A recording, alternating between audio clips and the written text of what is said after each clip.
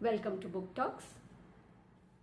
The things that Rudolf Steiner had actually learned in real term in meeting individual children would quite often and amazingly show themselves at the teachers' meeting at the Stuttgart school, especially so when Rudolf Steiner was asked for further help in dealing with individual problem children.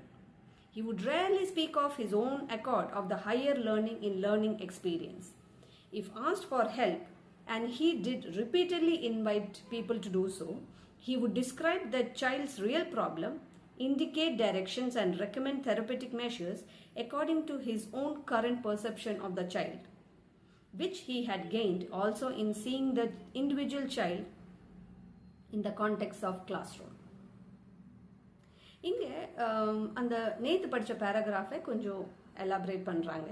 That Rudolf Steiner lectures எடுக்கும்போது, class எடுக்கும்போது, டீச்சர்ஸ்க்கு ஒரு presentation பண்ணும்போது அவங்களோட main content அவங்களோட information நாலேஜ்லேருந்து இருக்காது. Usually அவங்களோட மெயின் ஸ்பீச் ஆர் ஒர்க் சைல்டோட இன்ட்ராக்ஷன், சைல்டை அவங்க அப்சர்வ் பண்ணது வச்சு தான் இருக்கும்.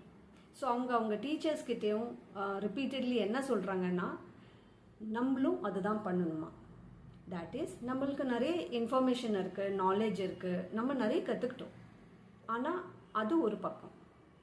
நம்மளோட தெரப்பட்டிக் ஐடியாஸோ எஜுகேஷ்னல் பிளானோ அந்த சைல்டை அப்சர்வ் பண்ணதுலேருந்து இருக்கணுமா.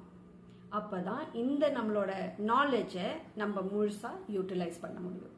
அண்ட் எப்போ Steiner therapeutic ideas or indications, direction சொல்கிறாங்களோ அது யூஸ்வலி அவங்களோட perception of the child. That is, அவங்க எப்படி அந்த சைல்டை அப்சர்வ் பண்ணியிருக்காங்களோ கிளாஸில் இல்லை இன்ட்ராக்ட் பண்ணும்போது அது வச்சு தான் அவங்களோட ஃபுல் தெரப்பி ப்ரோக்ராமோ இல்லைன்னா எஜுகேஷனல் ப்ரோக்ராமோ பண்ணுறாங்க.